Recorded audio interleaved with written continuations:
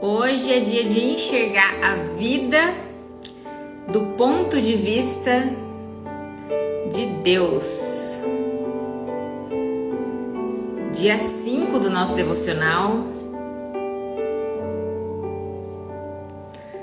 Bom dia, Pai.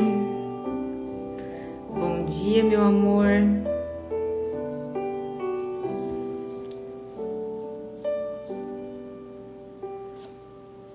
Bom dia, Meire. Chay. Senti falta da Chay, hein?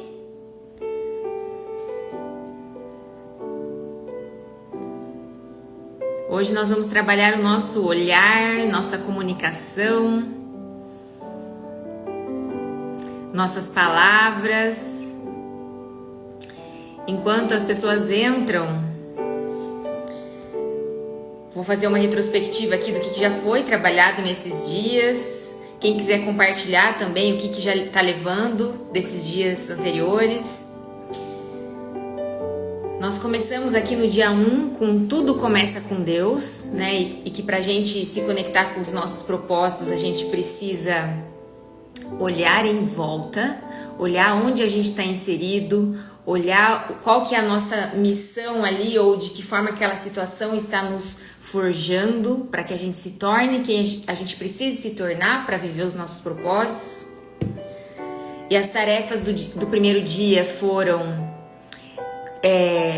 criar um lembrete para si mesmo, né, de que a gente vive para Deus e não para os nossos interesses pessoais, que Deus sabe mais do que nós, o que é melhor para nós. E a segunda tarefa era identificar o que vinha te distraindo da sua conexão com Deus, da sua conexão com a sua essência, da sua conexão com o que é mais importante, né? E fazer algo para administrar isso. Bom dia, Gegel. No dia 2 foi falado você não é um acidente. O dia 2 é um dos mais ricos, né? Até agora é um dia muito profundo, de questões muito profundas. Então, para quem não estiver acompanhando todas, eu recomendo que pelo menos a do dia 2 você assista, tá salva no meu destaque. E vale a pena, né? A gente sai do 2 com o coração bem quentinho. No dia 3 nós trabalhamos o que dirige a nossa vida, né? O que está no centro da nossa vida, o que está ocupando a nossa atenção, para que a gente possa ser mais intencional sobre isso. Porque às vezes eu vivi isso, né? Uma inversão de valores por muito tempo na minha vida. Por muito tempo eu priorizava aquilo que era colocado diante de mim e eu não dava prioridade na prática para aquilo que realmente era o mais precioso para mim, porque eu não comandava a minha vida. Então, o que comandava a minha vida? O que acontecia? Coisas aleatórias comandavam a minha vida. Então, no dia 3 foi dia de olhar para isso, do que tem realmente dirigido a minha vida. Bom dia, Camila, Rô, Dini. Que bom que vocês estão aqui, que gostoso ter vocês aqui. Gente, enquanto eu tô comentando aqui o que já foi falado nesses dias, me ajudem compartilhando essa live, inclusive vou aproveitar para fazer isso agora, enviando aí para os seus primeiros contatos, pelo menos 2 pessoas. Se você mandar para 2 pessoas e alguma delas entrar, com certeza já vai servir muito, né? Já aumenta muito as chances. Bom dia, Leia. Já aumenta muito as chances de talvez uma dessas pessoas estar precisando disso, né? Dessa reconexão. Todos nós precisamos de vez em quando. E ontem, que foi um dia muito especial e interessante, a live de ontem eu não consegui salvar. A live de ontem eu quase que eu não consegui fazer, porque eu acordei ontem e o meu Instagram estava super instável, todas as notificações estavam silenciadas, o meu feed não atualizava. Aí eu reiniciei meu celular, eu reiniciei meu modem, não mudou. Daí eu peguei o Instagram do Ricardo e eu tentava encontrar o meu perfil pelo dele e nem aparecia. E faltando 2 minutos para as 7 voltou, né? Eu fiz uma oração entregando para Deus o que era para acontecer. E depois disso eu consegui fazer a live, foi uma live muito especial ontem, mas eu não consegui salvar. E o que eu entendi? Que Deus entendeu que era melhor aquela live não ficar salva. E olha que interessante, além dessa instabilidade no meu Instagram ontem, durante a madrugada de ontem, teve 4 tentativas de acesso à minha conta do Instagram. E aí muitas pessoas que trabalham temas espirituais vão falar que é o mal, né? Que é o mal tentando atrapalhar, né? A quem está se levantando para levar a mensagem adiante. O que eu acho? Eu acho que às vezes a gente está tão machucado, a gente está tão distanciado de quem a gente é e da nossa força, que nós resistimos muito ao desconforto, nós resistimos muito à verdade. Então, ao mesmo tempo que tem várias pessoas chegando nas lives, tem pessoas que não estão persistindo nas lives. Por quê? Porque elas estão se deparando com questões profundas que às vezes as assustam. E pra gente acessar a essência, a gente precisa. Então, tem pessoas que já falaram pra mim, inclusive, que nossa, Tainá, eu tenho enjoo depois da live. Nossa, Tainá, a live tá mexendo profundamente comigo. E a gente chegar na nossa essência requer que a gente passe por isso. Requer coragem, requer abertura pra gente viver os processos. Pra gente acessar toda a abundância da vida, todas as bênçãos que Deus tem para nós precisamos nos permitir ser moldados. E esse processo não é gostoso. Então é preciso ter coragem, é preciso ter abertura e é preciso ter fé. Fé de que vai valer a pena, fé de que as coisas vão se acalmar, a gente vai encontrar o nosso apaziguamento em algum momento, né? O que mais que eu tenho para falar aqui para começar? Acho que é isto. Pra gente ter a nossa fé mais sólida, a gente precisa fazer um trabalho interno, né? Então eu vou começar. Posso começar? Nosso combinado, todos os dias antes de começar. Eu vou primeiro ler o devocional. Conforme eu vou lendo o devocional, eu vou comentando ele. Hoje eu trouxe algumas reflexões também para complementar. E eu preciso sempre do retorno de vocês, do feedback de vocês, se tá fazendo sentido, se tá bom assim, se vocês precisam de uma pausa, de uma explicação, que eu retorne, ou se algo não tá fazendo sentido, tá? Eu preciso saber que a mensagem tá chegando, senão a minha missão não é cumprida. E eu não consigo descobrir isso sozinha. Combinado? Vou começar.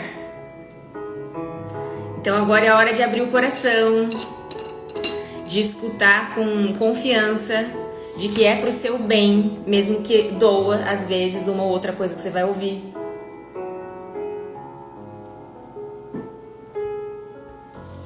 Nossa reflexão final hoje é sobre isso, inclusive. Enxergando a vida do ponto de vista de Deus. O que é a sua vida? Nós não vemos as coisas como são, mas como nós somos. A sua vida é formada como você a enxerga. O modo com o qual você define sua vida determina o seu destino. A sua perspectiva irá influenciar a maneira pela qual você investe o tempo, gasta o dinheiro, usa os talentos e valoriza os relacionamentos. Uma das melhores maneiras de compreender as pessoas é perguntando a elas: como você vê a vida? Já vai pensando aí dentro de você, tá? Como eu vejo a vida? Em geral. Como um presente? Ou como uma luta? Como uma aventura? Ou como um grande desafio, ou uma grande competição que você está aqui para vencer. Você descobrirá que existem tantas respostas diferentes quanto existem pessoas. Já me disseram que a vida é um circo, um campo minado, uma montanha russa, um quebra-cabeça, uma sinfonia, uma jornada e uma dança. As pessoas dizem: a vida é um carrossel. Às vezes você está em cima, às vezes embaixo, e algumas vezes você fica apenas dando voltas.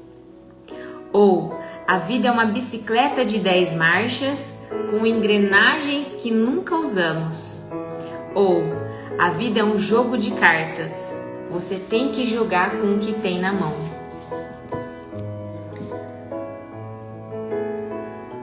Se eu perguntasse como você imagina a vida, qual é a imagem que vem à sua mente? Essa imagem é a sua metáfora de vida. É assim que você a enxerga, conscientemente ou não. É a sua descrição de como você enxerga, como funciona a vida e o que você espera dela. As pessoas frequentemente expressam suas metáforas de vida por meio de roupas, joias, carros, penteados, adesivos e até mesmo tatuagens. Eu tenho várias que, inclusive, que representam momentos da minha vida.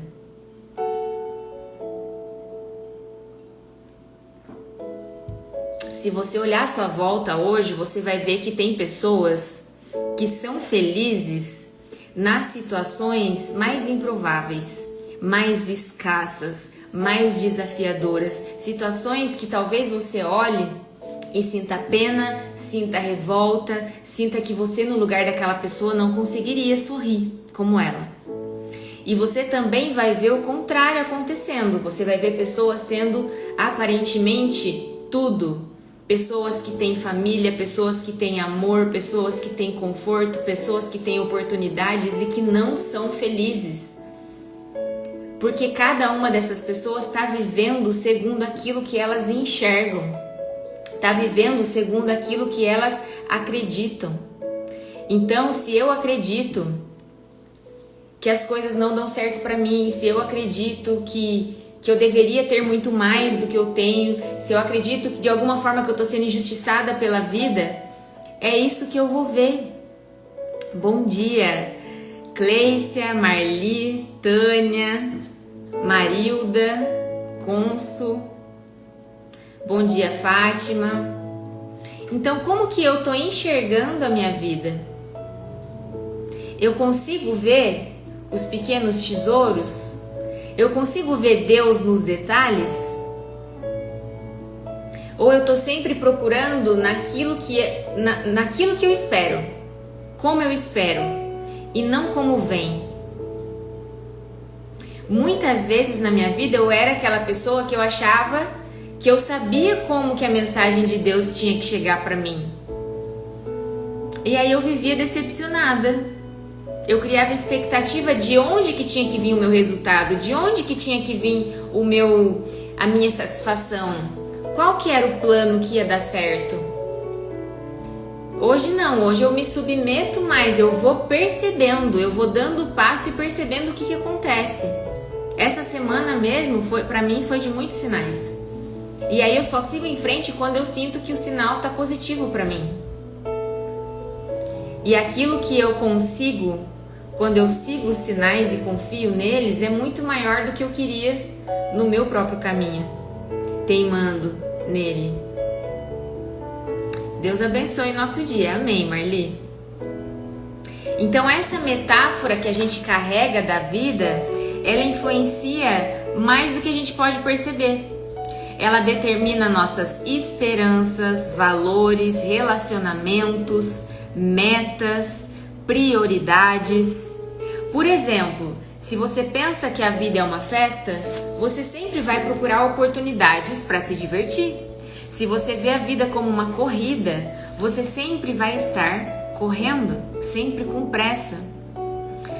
Se você vê a vida como uma maratona, você vai estar sempre resistindo, aguentando, tentando, né?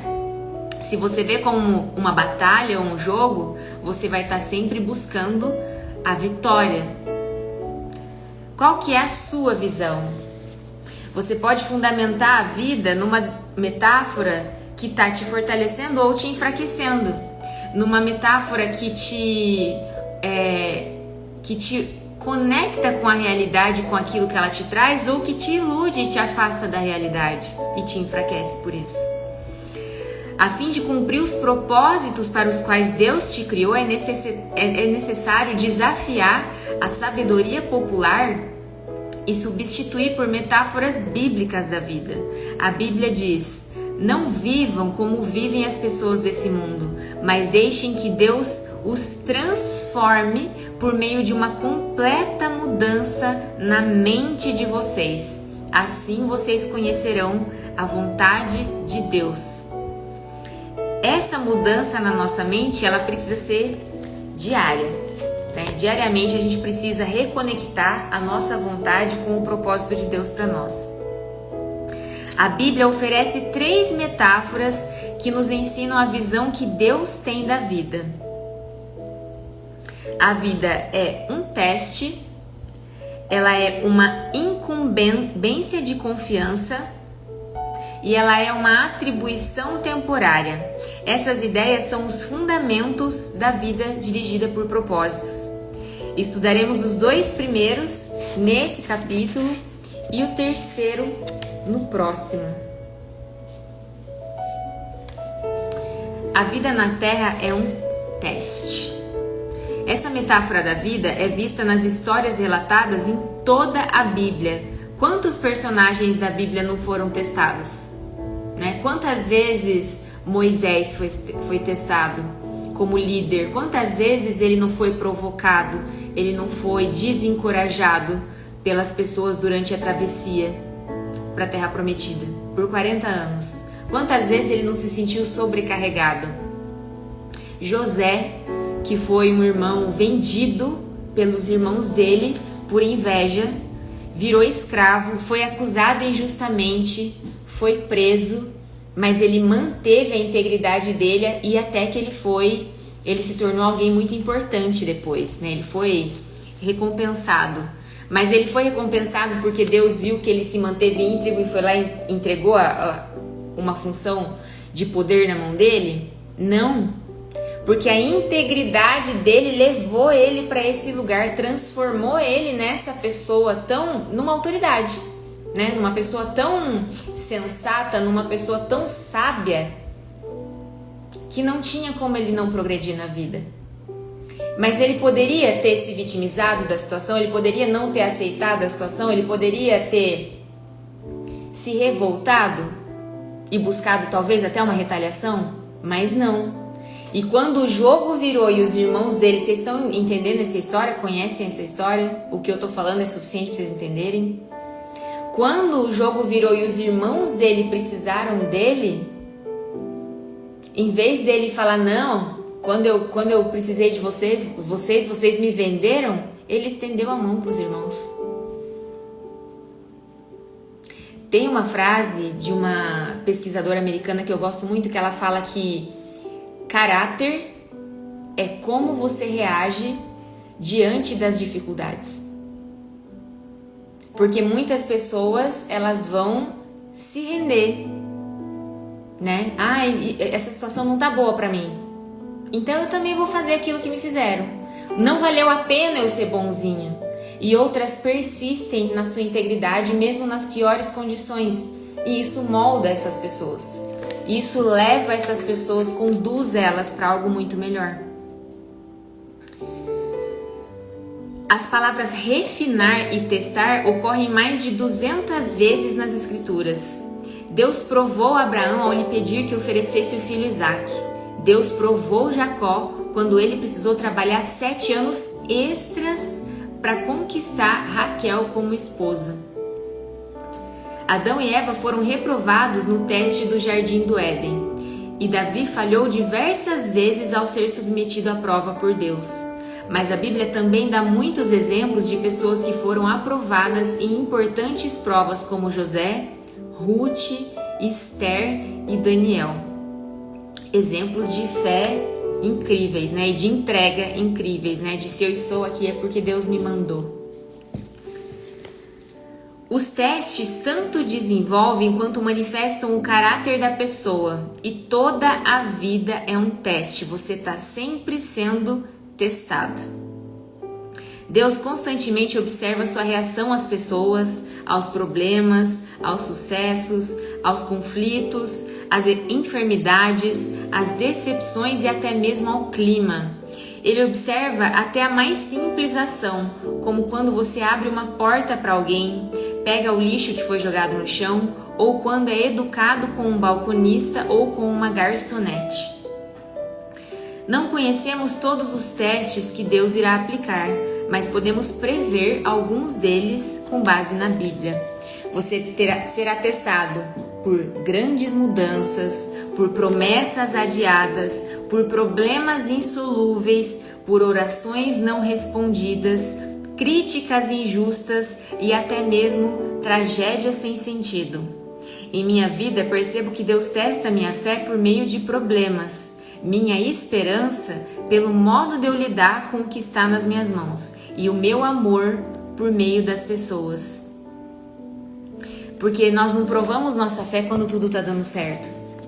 Nós não provamos nossa esperança quando tudo está dando certo. Nós não provamos nosso amor quando as pessoas são fáceis de lidar.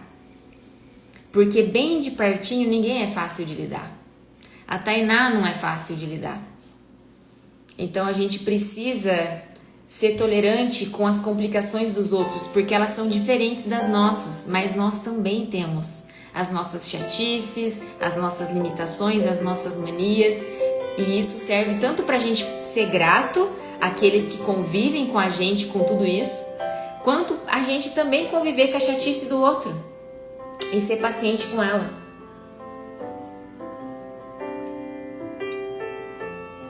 A gente prova o nosso amor num teste muito difícil, que é quando alguém nos faz mal. E pode ser que a gente não consiga ser empático com alguém que nos fez mal instantaneamente. É muito difícil esse exercício, inclusive, nem sempre eu consigo. Mas o mal, ele sempre tem uma raiz anterior, ele sempre tem uma raiz de dor. Ninguém faz mal para outra pessoa, e você pode pensar agora com os seus erros. Com as coisas que talvez você se envergonhe, com as coisas que talvez você se arrependa, você sabe que não fez isso por mal, que não fez isso de propósito. Você fez isso por uma limitação, por um impulso, por um vício, por um vazio que talvez você esteja carregando. E assim é com as pessoas que fazem mal para nós. Elas são pessoas como nós, que também carregam seus vazios, seus impulsos, suas limitações. Então é nesse momento que eu provo o meu amor. Eu sorrindo para quem me faz mal? Não, mas eu não levando para o meu coração. Eu talvez orando por essa pessoa para que ela encontre a luz. Mesmo que talvez seja muito para eu lidar, eu não preciso tolerar. Isso seria eu, às vezes, me machucar. E Deus não quer que a gente fique se machucando. Porque se eu, Tainá, fico me submetendo repetidamente a situações que me fazem mal, eu tenho força para vir aqui e compartilhar isso aqui? E trazer um pouco de luz para a vida das pessoas? Não. E todos nós aqui que estamos nessa live hoje, nós temos missões a cumprir. Somos profissionais, somos esposas, somos maridos, somos pais e mães ou filhos, mas nós temos pessoas ali cuja nossa energia, o nosso bem-estar influencia. Então, eu ser tolerante, eu perdoar, não é eu ficar ali, me faça mal de novo, oferecer a outra face. Jesus tinha recursos internos que a gente não tem. Então, às vezes, é eu respeitosamente me afastar da situação.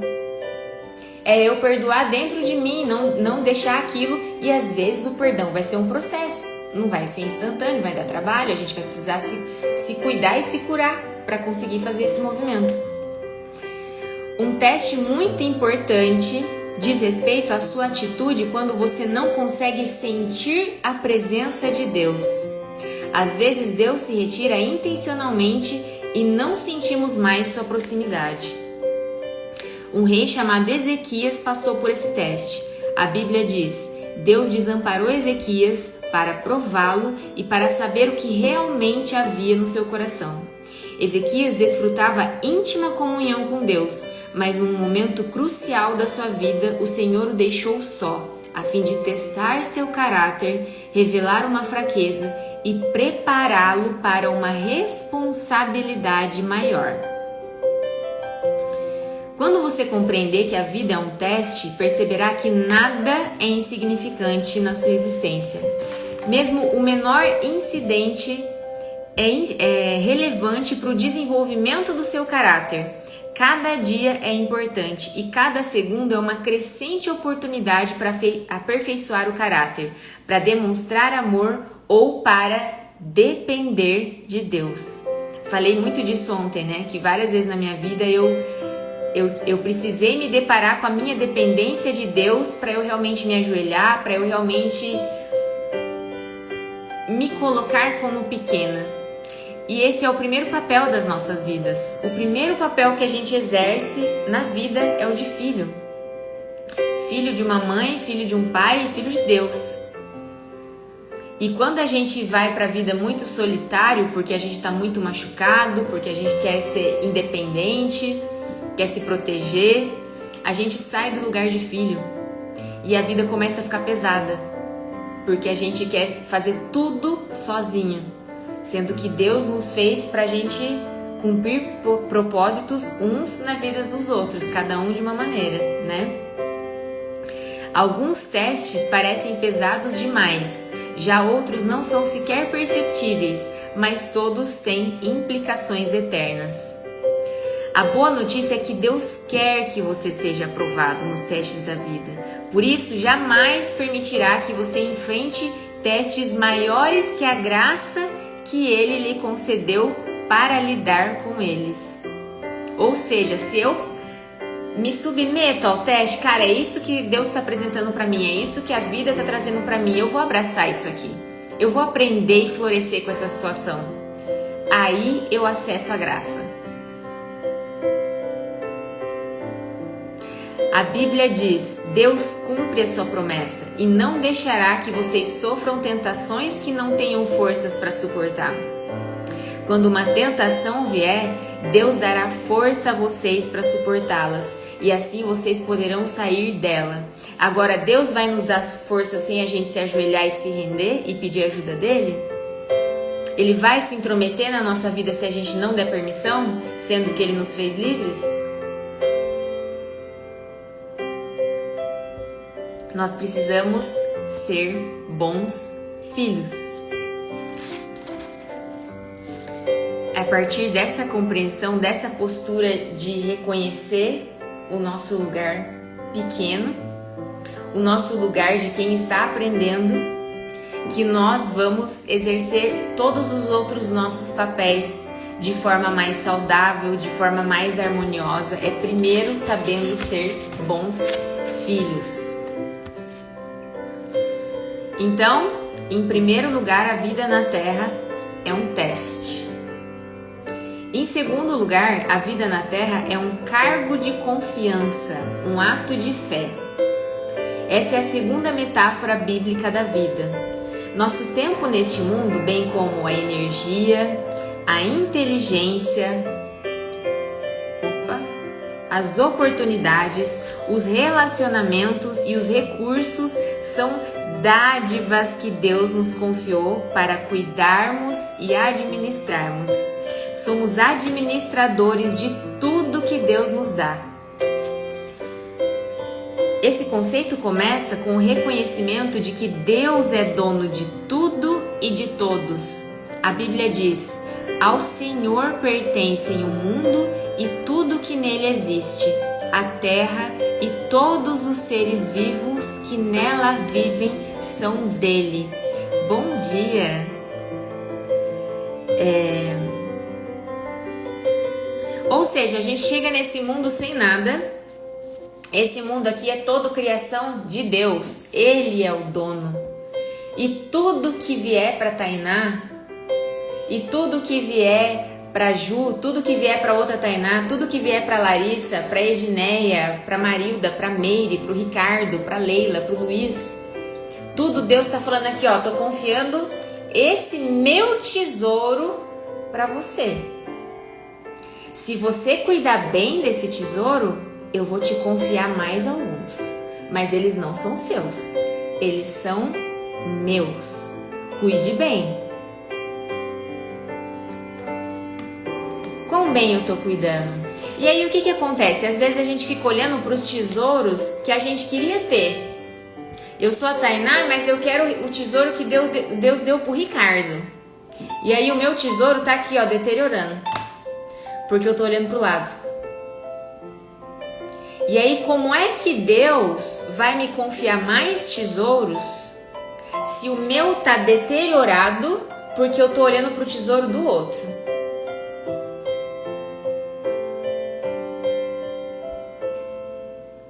E hoje essa tarefa é muito mais difícil com as redes sociais. A gente cuidar do nosso tesouro em vez de ficar olhando pro lado.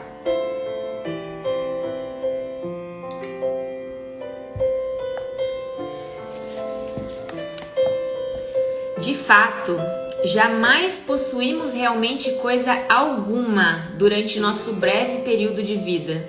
Deus apenas nos empresta a terra enquanto estamos aqui. Ela já era propriedade de Deus antes que você chegasse, e Ele irá emprestá-la a outra pessoa depois que você morrer. Tudo que você pode fazer é desfrutá-la por algum tempo.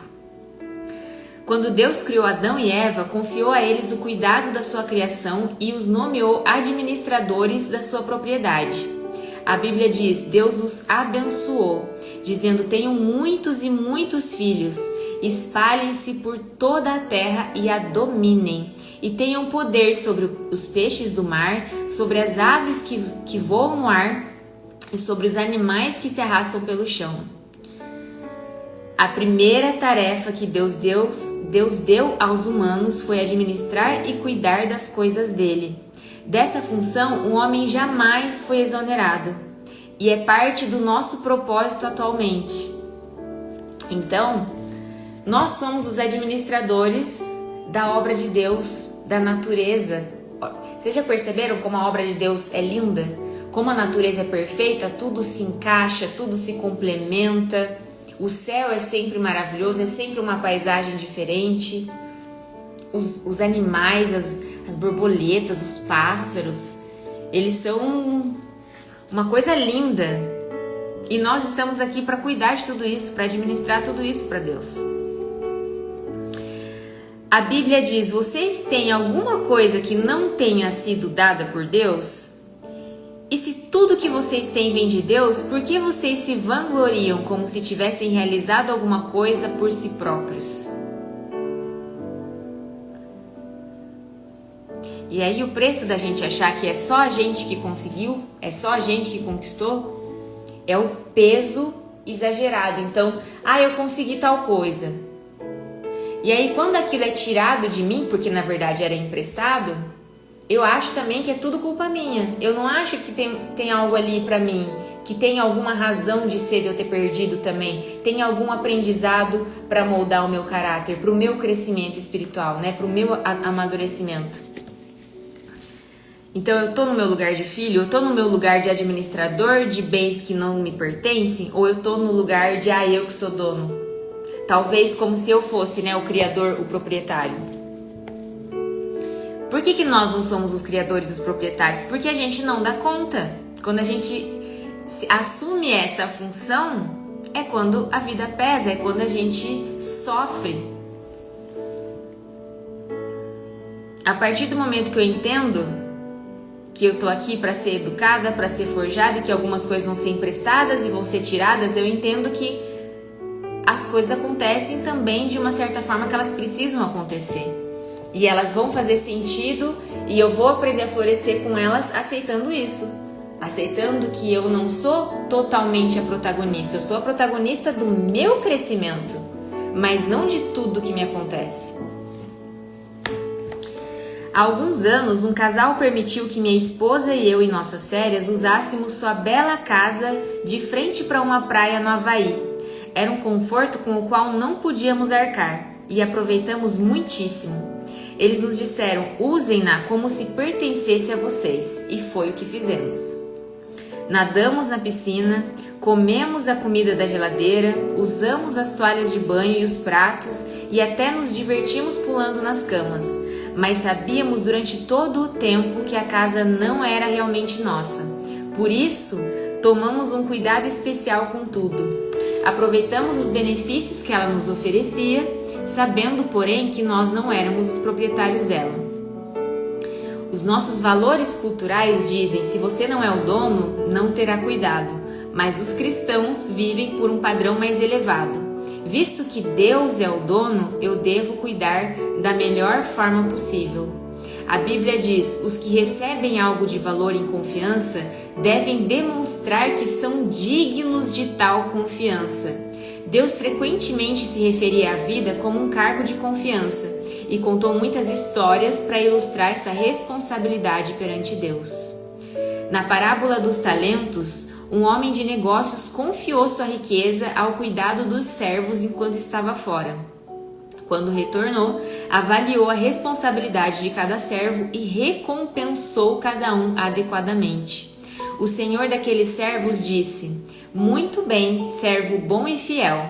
Você foi fiel no pouco e eu o porei sobre o muito. Venha e participe da alegria do seu senhor. Ao final da sua vida, você será avaliado e recompensado conforme seu desempenho ao lidar com o que Deus lhe confiou. Isso significa que tudo que você faz, mesmo uma simples tarefa diária, tem implicações eternas. Se você trata tudo como cargo de confiança, Deus promete 3 recompensas na eternidade. Primeira, você receberá o reconhecimento de Deus. Ele dirá: muito bem, bom trabalho. Segunda, você receberá uma promoção e uma responsabilidade maior na eternidade. Eu o porei a cargo de muitas coisas. E terceira, você será honrado em uma comemoração. Venha e participe da alegria do seu Senhor. Mas e se eu estava perdido? E se eu estava só olhando para o que foi confiado para outra pessoa, esperando que outra coisa fosse me confiada, enquanto eu não estou cuidando daquilo que está para mim nesse momento? Preste atenção, porque Deus está te mandando todas as lições necessárias. Deus está te mandando o tutorial da sua vida para você se tornar essa pessoa que vai chegar aqui e que vai ter essas recompensas. Mas a gente precisa se submeter ao processo. A maioria das pessoas não percebe que o dinheiro é tanto um teste quanto um cargo de confiança designado por Deus, que usa a área financeira para nos ensinar a confiar nele. Para muitos, o dinheiro é o maior de todos os testes.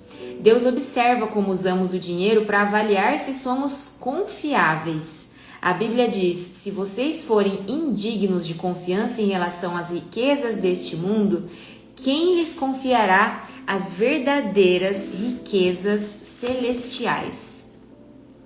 Essa é uma verdade fundamental. Deus diz que há um relacionamento direto entre a forma de eu utilizar o meu dinheiro e o nível da minha vida espiritual.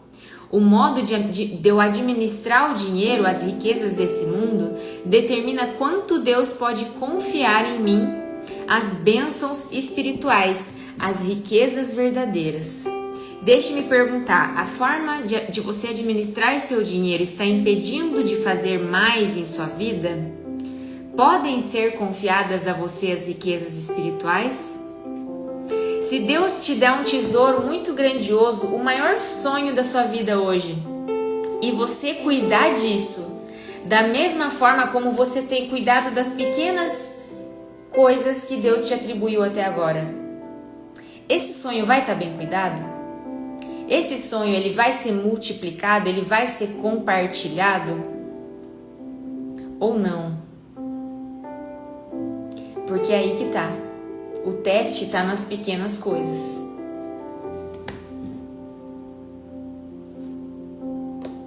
Quem é fiel no pouco, vai ser fiel no muito. E se não é fiel no pouco, o muito logo vai se tornar pouco para aquela pessoa. E ela vai continuar não sendo fiel, vai continuar achando que aquilo ali é muito pouco para ela, achando que não é suficiente, que não é o que ela queria e é por isso que ela não cuida. Então preste atenção. Jesus disse: a quem muito foi dado, muito será exigido. E a quem muito foi confiado, muito mais será pedido. A vida é um teste e um cargo de confiança. E quanto mais Deus lhe dá, mais responsável Ele espera que você seja.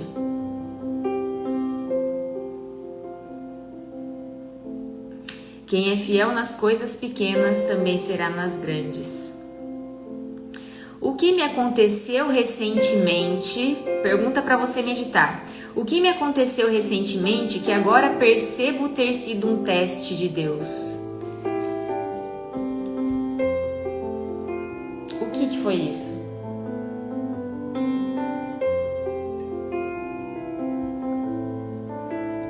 Quais são as tarefas mais importantes que Deus me confiou? E como eu tenho lidado com essas tarefas, com essa função de confiança que Deus me deu? Como eu tenho lidado com o dom da vida? A minha lente é boa, a minha visão sobre a minha vida é boa, a metáfora da minha vida é boa? Eu uso palavras edificantes sobre mim mesma, sobre os acontecimentos, palavras que abrem possibilidades, palavras que me colocam em aprendizado, em posição de construção, como autorresponsável ou não. Palavras que destroem, palavras que desanimam, palavras que desqualificam aquilo que eu estou vivendo, aquilo que eu recebi. E como que as minhas palavras têm influenciado em como que eu estou administrando a minha vida, as bênçãos que foram confiadas a mim.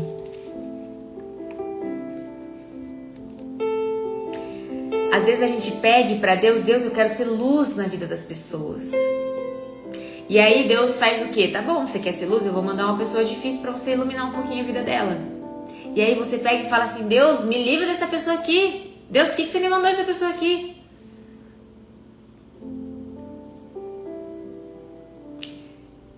Como é que você está lidando com o que Deus está confiando a você?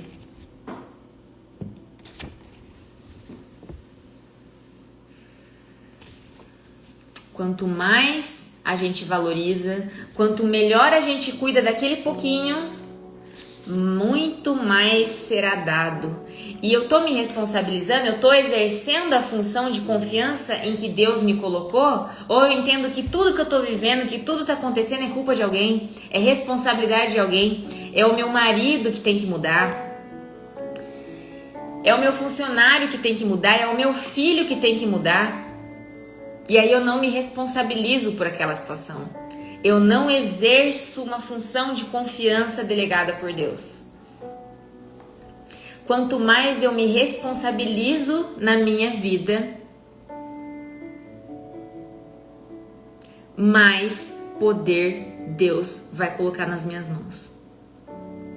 Então, se eu sou aquela pessoa que todo mundo tem que mudar, menos eu mesma tô tirando todo o poder das minhas mãos e tô entregando na mão do outro. Quem tem que mudar é você. Quem tem que fazer é você. Quem tem que construir é você. Eu tô tirando o poder de mim mesma.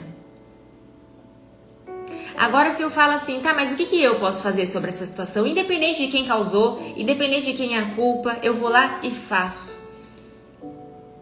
Eu estou assumindo a função. Eu estou cuidando daquilo que está ao meu alcance. Eu estou sendo fiel no pouco. E a partir disso, muito mais me será confiado. Praticar a paciência é sempre um desafio, né, Meire? Praticar tudo isso é sempre um grande desafio. Para praticar tudo isso, a gente precisa aceitar o desafio. Não é sobre ser mais fácil, né? É sobre eu me abrir para o difícil. É sobre eu conviver com o difícil na minha vida. É sobre eu entender que o difícil tem uma função muito importante para o meu crescimento espiritual.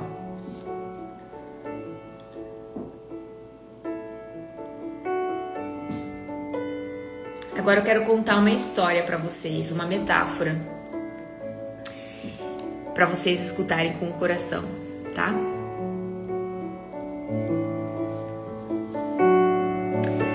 É a história do mármore. Respira.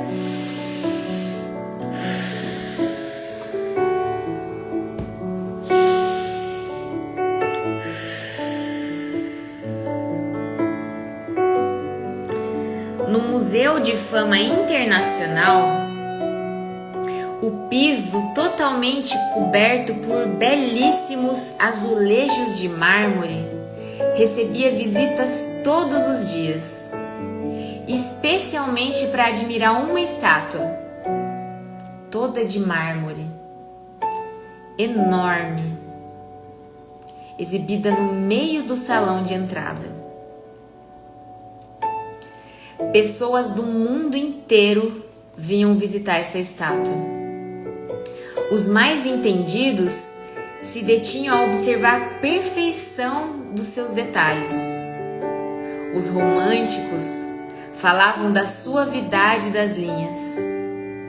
E todos, sem exceção, elogiavam a sua beleza. Certa noite, os pisos de mármore começaram a falar e a reclamar com aquela estátua. Estátua, isso não tá certo. Isso absolutamente não tá certo.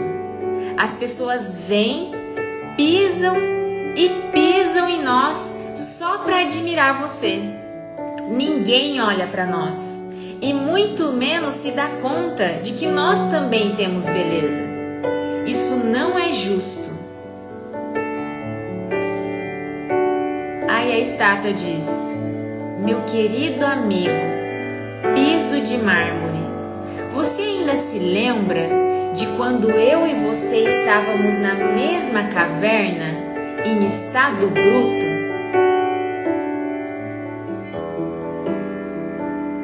Aí ele responde: sim, eu me lembro, e é por isso que eu acho tudo muito injusto. Nós nascemos na mesma caverna e agora recebemos um tratamento tão diferente. Não é justo. Chorou novamente o piso. A estátua continuou a explicar: então, você ainda se lembra do dia em que o artista tentou trabalhar em você, mas você resistiu bravamente às ferramentas? Sim, é claro que eu me lembro. Eu odiei aquele sujeito. Como ele pôde usar aquelas ferramentas em mim? Doeu muito. Isso é certo. Ele não pôde trabalhar nada em você porque você resistiu à sua ação. E quando ele desistiu de você, ele veio para mim. Eu era um bloco de mármore sem forma. Mas em vez de resistir como você, imediatamente eu soube que ele me tornaria algo diferente. Eu não resisti, eu aguentei todas as ferramentas dolorosas que ele usou em mim. O piso então resmungou e a estátua concluiu: meu amigo, há um preço para tudo na vida. Nem sempre é fácil. Às vezes é muito difícil e doloroso, mas temos que aprender a suportar os sofrimentos, procurando crescer e aprender para nos transformarmos em algo mais belo.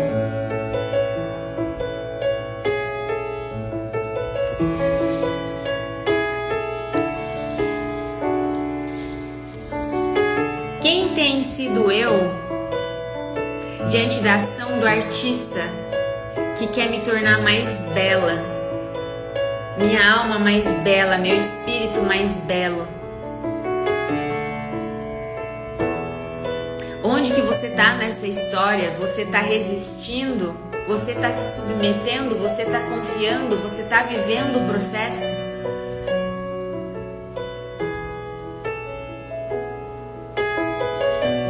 Fez sentido, gente? Linda a história, né?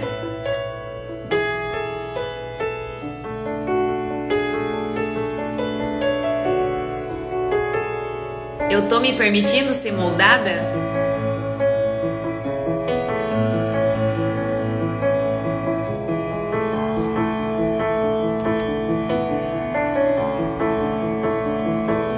Então fique com essa história hoje, deixa ela entrar em você. Esse é o nosso dia 5. Valeu a pena estar aqui?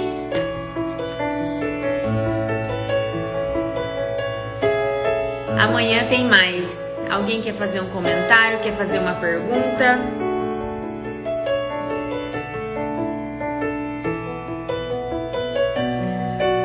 Se não, nos vemos amanhã.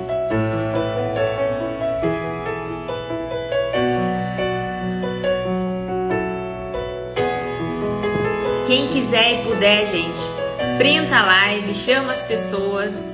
Tem muitos dias ainda pela frente, né? Muita transformação para acontecer. Tem sido muito especial para mim, para várias pessoas que estão me contando.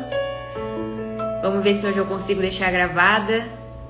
Deus abençoe nosso dia e que a gente se permita hoje ser moldado e que a gente perceba e cuide do que nos é confiado. Gente, beijo no coração de vocês. Espero vocês então amanhã às 7. Certo? Combinado? Tchau, tchau. Fique com Deus.